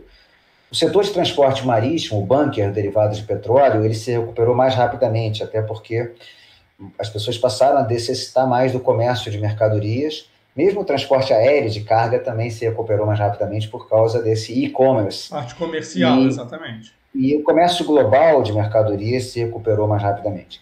O transporte veicular leve, interessantemente, ele caiu muito, mas depois ele passou a se recuperar, até porque as pessoas passaram a usar mais carro do que ônibus nessa saída da pandemia. Agora, talvez as pessoas voltem para o ônibus, mas a verdade é que muitas pessoas temiam, né, e corretamente, usar o ônibus. Então, pessoas que podiam compraram carros, às vezes de segunda mão, de pior qualidade, menos eficiente, para poder usar o carro. E mesmo a economia informal cresceu muito, e a gente estudou isso na COP, no bojo da pandemia, e isso levou a um uso muito grande de motocicletas, de carros, por uma finalidade comercial, uma finalidade de trabalho também, levando uma certa recuperação do mercado de gasolina. Fato é que a gente teve uma recuperação que aconteceu em 2021, menos para o que havia, mas muito mais para a gasolina e para o diesel, que são os dois grandes derivados de petróleo, e mesmo para a nafta petroquímica, né? Porque ela vai atender toda a parte de plásticos da indústria de saúde. Quando a gente quer aplicar vacina, eu preciso de nafta, porque eu preciso fazer petroquímico para fazer a seringa para aplicar, e os materiais plásticos para transportar.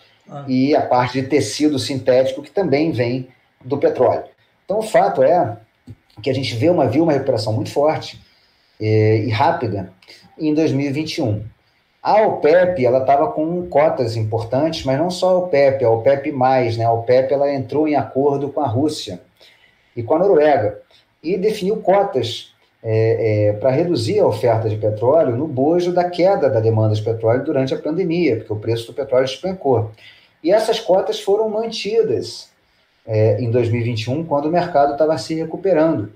O fato é que a gente estava com o mercado muito apertado, é o termo que a gente usa, no momento em que a Rússia, terceiro maior produtor de petróleo do mundo, maior exportador de gás natural do mundo e o maior exportador de diesel do mundo. Ninguém está falando disso, mas é importante. A Rússia é o maior exportador de diesel do mundo e o maior exportador de diesel para o maior mercado de diesel do mundo, que é a União Europeia.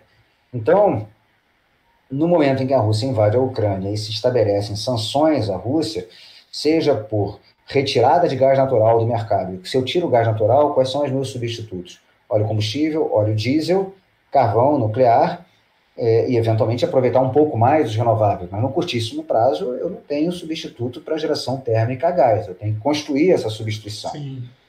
E nota, tirar o gás da Europa pela Rússia, a Europa vai buscar mais gás no mercado de gás natural liquefeito. Isso vai afetar o preço do gás natural liquefeito na bacia do Atlântico e depois, por extensão, na bacia do Pacífico, por exemplo, afetando o valor do gás para o Japão. Aí o Japão tem um preço de gás mais caro, talvez queira comprar mais óleo combustível. Isso afeta o preço do petróleo. Então o mercado está conectado. Totalmente. Para o diesel ainda mais, porque se a Europa não tem diesel, vai buscar diesel. Está buscando diesel da onde? Quem pode exportar um pouco de diesel para a Europa? Estados Unidos. Só que o Brasil importava diesel dos Estados Unidos. Brasil, Peru, Colômbia importavam diesel dos Estados Unidos. E nota, o Brasil importa 25% do diesel que ele consome. E ele importa, esses 25% é o diesel nobre. Não é o diesel marítimo, não é o diesel rural. É o diesel mais caro, é o mais caro. Então o Brasil importa 25%, mas se eu olhar pelo viés do diesel mais nobre, é mais de 50%. Ou seja, a gente tem um impacto importante no momento em que a gente está com uma limitação da oferta, e aí eu estou falando também, né, a Rússia é um grande exportador de petróleo, sobretudo para a Europa, um pouquinho para a China, mas não interessa, o mercado está conectado. Se a Europa não tem óleo da China, ela vai buscar óleo no mercado. Então, no momento que o mercado está apertado, em diesel, em gás e em petróleo, a Rússia está sob sanção, não para o seu consumo próprio, mas para sua exportação, nesse caso, não para a China, mas para a União Europeia, que é o seu mercado fundamental de gás e um mercado fundamental de diesel dela e um grande mercado de óleo bruto para ela. E que, no fundo, ela também precisa vender para ter dinheiro para alimentar a guerra na qual ela está. Por isso que querem fazer sanção, mas para fazer sanção eles têm que conseguir um substituto. Então, ainda mas na prática, Diego, que aí tentando já um pouco a gente chegar em conclusões, na prática... O que acontece, eu estou um pouco preocupado também aqui com o horário, né, e com não entediar demais as pessoas. Na prática, o que a gente acaba tendo é um preço prêmio do diesel frente ao preço do óleo marcador Brent, ao preço do petróleo, o petróleo subindo e o gás natural subindo. E esses elementos se retroalimentando no mercado mundial, de derivado, óleo bruto, derivado via netback para óleo via custo para derivado, e o gás natural por um efeito de substituição, óleo e derivados. Então, esses efeitos se retroalimentam também. Os Estados Unidos, a União Europeia, buscam fontes de aprovisionamento fora da Rússia para gás e para óleo bruto. Sim. Gás, no curtíssimo prazo, é GNL. Os próprios Estados Unidos já se prontificaram a exportar GNL, gás natural liquefeito, para a União Europeia, algo em torno de 15 bilhões de metros cúbicos de GNL, que, vamos pensar que a Rússia exporta 180 bilhões de metros cúbicos para a União Europeia. Então, sim, por mais que os Estados Unidos se prontifiquem, a gente está falando aqui de menos de 10% da oferta russa. Tá? Então, é paliativo. Da mesma forma, há uma procura muito grande por fontes de petróleo. Uma ideia possível seria o Irã, que está sob sanção, voltar ao mercado. Se fizer isso, o Irã consegue mobilizar aí uns 2 milhões de barris dia a mais, porque o Irã vende óleo para a China, mas ele não consegue vender para a União Europeia. Então, se ele volta ao mercado, ele repõe uma parte importante, a Rússia exporta talvez 3 para a Europa, então repõe uma parte importante do óleo russo para a Europa. Mas o problema é que o Irã está sob sanção por conta de problemas nucleares.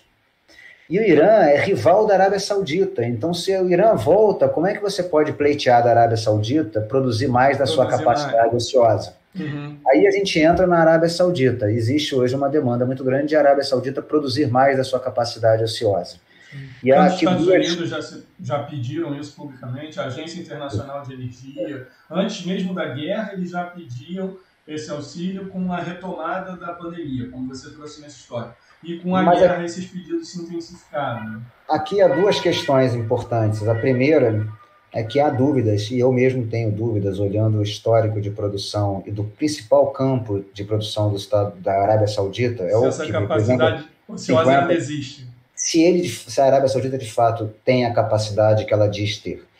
Ela comenta que ela pode produzir 14 milhões de barris dia, e ela tem produzido entre 10 e 10,5 milhões de barris dia, mas mesmo em momentos em que ela não estava sob cota e tinha um preço muito grande de petróleo, ela poderia produzir mais, ela não produziu. Então, ela tem uma capacidade ociosa, mas não é, provavelmente, esses 3 milhões de barris dia que é indicado na estatística. É provavelmente menos. Por outro lado, ela entrar na sua capacidade ociosa faz com que o preço do petróleo caia e, ao mesmo tempo, ela disputa mercado com o Irã.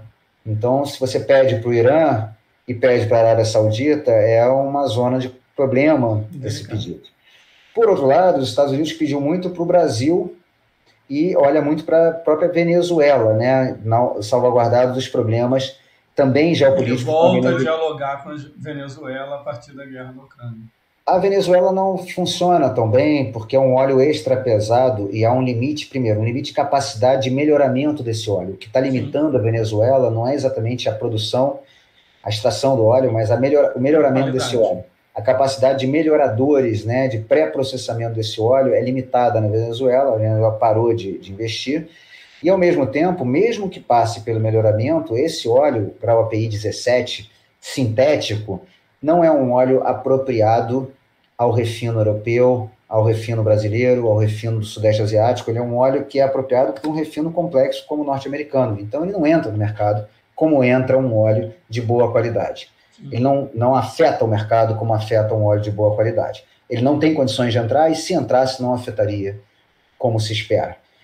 E os Estados Unidos veio para o Brasil. Só que o Brasil é uma produção offshore, águas profundas, que envolve o óleo brasileiro. É um óleo hoje do pré-sal de muito boa qualidade, com alta produtividade nos poços, mas um custo de capital e um tempo de investimento que não é o tempo de investimento da indústria norte-americana de óleo não convencional. Você tem aí entre 5 e 10 anos da atividade exploratória para a atividade de extração, de produção do óleo.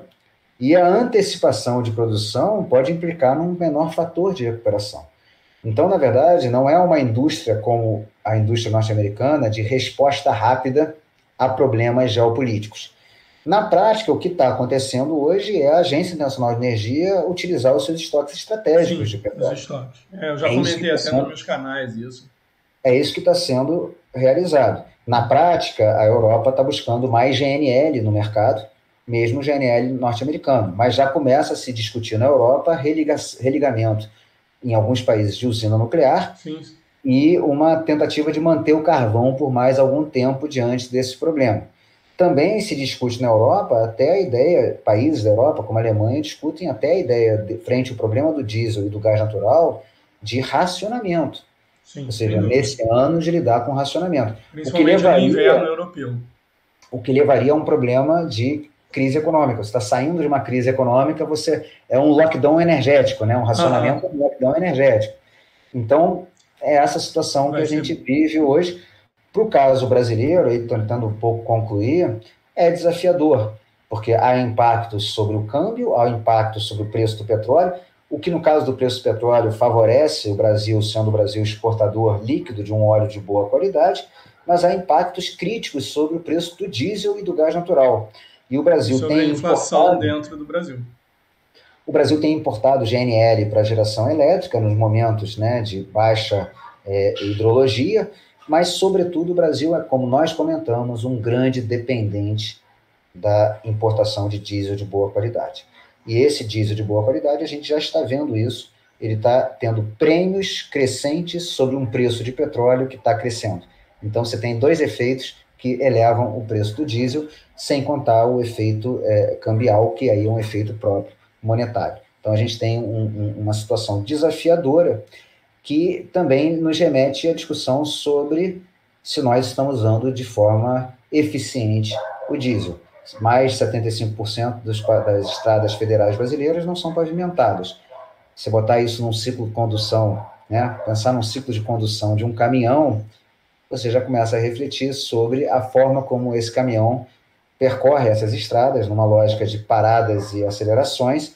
É praticamente um ciclo urbano ruim, é um ciclo urbano pesado dentro de uma autoestrada.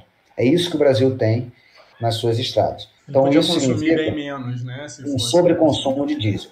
A frota de caminhões do Brasil é uma frota velha. Por mais que você tenha o Procon, é uma frota para os autônomos mais de 10 anos. Então, a gente está falando também de uma tecnologia mais velha. Então, eu estou usando uma tecnologia de menor eficiência em condições piores, em ciclos de condução piores. São, e muitas vezes, caminhoneiros autônomos que não têm programas de manutenção, troca de pneu. Então, eu estou, por exemplo, usando pneus desgastados, às vezes não na calibragem correta, aumentando o atrito, né, do pneu num solo de pior qualidade. Ou seja, estamos consumindo mais diesel. E, ao mesmo tempo, a gente faz percursos de longa distância para uma carga de baixo valor, utilizando caminhões, mesmo na zona litorânea brasileira, que é longa, que a gente poderia utilizar a cabotagem.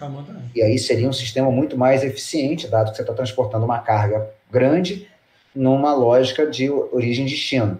Isso significa que eu também estou usando, para muito do transporte de carga brasileiro, caminhões de baixa eficiência, com baixa manutenção, em estradas de baixa qualidade, para transportar uma carga que, em alguns casos, poderia ser transportada por um outro modal mais eficiente. No momento em que a gente faz essa discussão, pensando apenas no subsídio do diesel e na redução do tributo, um tributo esse que poderia ser usado para melhorar a infraestrutura de transporte, a gente está um pouco, como as pessoas gostam de dizer, enxugando gelo, porque a gente está vivendo agora uma situação complicada de preço de diesel mesmo, ou seja, tudo que a gente fizer vai ter uma corrida na fronteira, que é o preço do diesel está subindo, e a gente é dependente de diesel. Soluções mais de médio para longo prazo são tecnologias de conversão diferentes, biocombustíveis líquidos para uso em motor diesel ou mesmo em pilha combustível a etanol, pilha combustível a hidrogênio de biometano. Claro que a gente tem essas soluções, mas não é a solução para esse ano. Eu não digo longo prazo, Diego, para algumas delas a gente já poderia pensar numa estratégia de 5, 10 anos. Não, sim, exemplo, mas assim, para agora, para quem está sentindo a inflação hoje, pensar assim, ao longo desse ano que vem, não. Nesse momento, não tem. Mas, agora, por exemplo, caminhões elétricos urbanos é uma solução na prateleira agora. Ônibus híbridos elétricos é uma solução para a prateleira agora, mas não vai atender esse mês ou daqui a 2 meses. É questão de querer político para os próximos anos.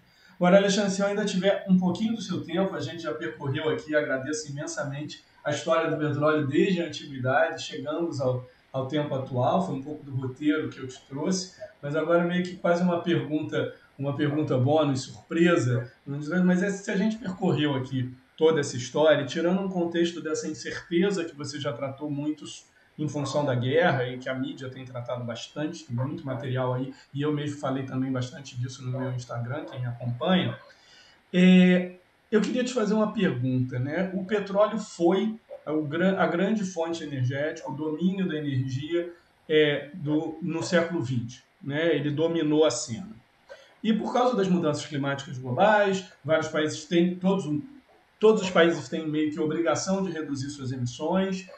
O grande problema do Brasil é desmatamento, mas nós não vamos entrar aqui no Brasil. Eu estou querendo saber as suas perspectivas, né, como um especialista estudioso de geopolítica, falando de todo esse passado, assim, das perspectivas do papel do petróleo, da indústria do petróleo, ao longo do século XXI. Os próximos anos da indústria de petróleo é uma coisa, como alguns defendem, principalmente mote ambiental, de que a gente tem que ir fechando tudo da indústria do petróleo, não é a minha visão, né? Mas assim, o carro elétrico vai substituir, o petróleo está acabando, o mercado, a indústria do petróleo vai acabar este século. Eu não vejo dessa maneira, você trouxe o exemplo da nafta, toda a indústria petroquímica, a indústria de plástico, o quanto a gente é dependente do petróleo em nossa sociedade. Eu pensei de você fechar um pouco com a sua visão, né, que aí é de futuro, né, é especulativa, mas a sua visão para o papel do mercado do petróleo nos próximos anos, nas próximas décadas, ao longo deste século. Vamos lá, eu vou tentar ser breve, tá, Diego? Eu estou também um pouco pegando aqui meu tempo para uma outra reunião. E aí é uma pergunta também grande, né? Uma pergunta que exige mais. Talvez você vai ter que fazer um novo podcast. Pode ser comigo ou com outras pessoas. O petróleo é diferente do que aconteceu com o carvão, porque ele tem um papel muito mais amplo e intenso do que foi o carvão. Substituir o carvão na máquina a vapor dos navios, como a gente narrou, era algo tranquilo. Fácil. Do ponto de vista era justificado tecnologicamente. Era uma transição natural. Ela ocorreu. Era um serviço melhor, mais barato no seu custo e melhor. O petróleo, na verdade, tem setores onde a sua substituição não é trivial, particularmente a aviação e transporte marítimo de longa distância. As pessoas falam muito, por exemplo, de aviões elétricos. As baterias têm uma densidade de potência e de energia muito menor do que de um querosene de aviação. Isso significa que se eu quiser fazer um voo Rio-Nova York baseado em baterias, eu vou utilizar uma massa de baterias maior do que a massa mínima para fazer a decolagem do avião. Ou seja, o avião não vai decolar. Se eu botar hidrogênio liquefeito, eu vou utilizar mais ou menos 90% da massa útil do avião. Vai sobrar muito pouquinho, vai ser mais ou menos o piloto e os comissários de bordo que vão ficar no avião. Então, a gente tem um desafio para alguns segmentos de consumo onde a substituição do petróleo derivados do petróleo não é trivial. E se não é trivial, a gente entra no problema da refinaria, que é, para produzir QAV, eu também produzo diesel, eu também produzo gasolina. Então, isso tudo vai virar lixo, como foi lá no início da indústria. Então, essa é uma questão. Na verdade, mesmo o transporte de carga a longa distância por caminhões de maior porte, hoje também não há uma solução tão bem montada para essa opção tecnológica. Então, quando a gente olha esses 3 segmentos e mais a petroquímica, a gente vê que essa primeira metade desse século, o petróleo não tem como zerar. Não há como zerar. É o que a gente chama no mundo da ciência de setores hard to abate, setores de difícil abatimento das suas emissões de CO2, porque eles não têm hoje uma opção tecnológica viável ou em escala para substituição. A gente tem algumas ideias, a amônia para o transporte marítimo, serve bem para o container, serve pessimamente para o graneleiro. O hidrogênio para o transporte de cabotagem serve para algumas embarcações, outras não. Mas um Valemax não vai andar com hidrogênio, não vai andar com amônia. A gente está falando de um transporte de longa distância, de uma carga de baixo valor, em que eu preciso ocupar o máximo de espaço do navio, preciso ter uma autonomia, que eu estou saindo do Brasil na direção da China, e uma parte importante do transporte, 80% do transporte de carga do mundo é feito por navios de grande distância, e uma boa parte desse percentual se dá por navios que carregam uma carga de baixo valor e navegam longas distâncias. Então, isso dá o espaço do petróleo nessa primeira metade do século e, sobretudo, na outra parte do século. O que a gente entende é que o mais provável é que o petróleo, o mercado de petróleo, num cenário de transição energética, se reconcentre nos seus produtos de difícil substituição, de maior preço de reserva. E o derivado famoso da história do petróleo, que é a gasolina, né? A gente passou um bom tempo da nossa conversa aqui falando da gasolina, ele é o derivado nobre em risco. Ou seja, a gente tem vários derivados do petróleo, né? Resíduo asfáltico, óleo combustível, óleo bunker de alto teor de enxofre. Todos esses já vêm perdendo e nunca foram os derivados que geraram valor na indústria do petróleo. Quem gerava valor na indústria do petróleo era a gasolina, diesel, um pouco o QAV e um pouco a nafta petroquímica. A gasolina, que é um produto nobre, ela muito provavelmente vai perder mercado ao longo do tempo. A mensagem para a gente também pode ser o etanol, né? O etanol também pode sofrer o mesmo impacto mundial de mudança do perfil da frota de veículos leves. E aí a grande questão que surge é qual é o ritmo em que a gasolina vai ser substituída. Talvez aqui o peso de uma China com a sua frota de veículos elétricos pode ter importância na catálise, na cinética desse processo, mas a gasolina é o derivado nobre em risco. Ter menos gasolina significa que uma boa parte do refino mundial se torna menos necessário, o mercado de petróleo cai, mas não zera. E uma parte da gasolina vira nafta para ir para a petroquímica. E a petroquímica deve ter taxas de crescimento muito altas, porque uma fotovoltaica precisa de plástico, né? Aquela camada superficial de um painel fotovoltaico de silício é um copolímero chamado EVA. Para você fazer a transmissão digital de dados, você precisa de fibras acrílicas. Isso é petróleo, é fibra ótica, é petróleo. Para substituir a frota de veículos que usam gasolina por frota de veículos elétricos, você precisa de plástico. É o poliuretano, é o polipropileno, então você vai precisar de nafta. Então a tendência é que o mercado é bem menor do que o da gasolina, mas que você tem um crescimento do mercado de nafta transferindo parte da gasolina para a nafta. A tendência seria a gente imaginar um mercado de petróleo que cai, vai ser menor, bem menor, mas que ainda tem um tamanho relevante na indústria de materiais, sobretudo, e em parte da indústria energética, sobretudo, onde há uma grande necessidade de autonomia, na autonomia da mobilidade, que são os caminhões de longo percurso, os navios de longo percurso, e, sobretudo, os aviões de médio e longo percurso. Acho que essa aqui é um pouco a ideia de longo prazo do setor de petróleo. Perfeito. Muito obrigado, Alexandre, mais uma vez. Sei que tomei mais do seu tempo, mas acho que foi um resultado ótimo aqui para os nossos ouvintes. Quero agradecer a todos que acompanharam isso daí. E em breve eu vou fazer novos episódios também, vou tratar de transição energética, de veículo elétrico, muitas coisas que foram faladas aqui pensadas, e o Alexandre já está convidado para quando eu for construir um podcast somente em torno do petróleo, toda uma temporada. Muito obrigado, Alexandre, grande abraço. Obrigado a você, Diego, abraço a todo mundo. Tchau, tchau. Tchau, tchau.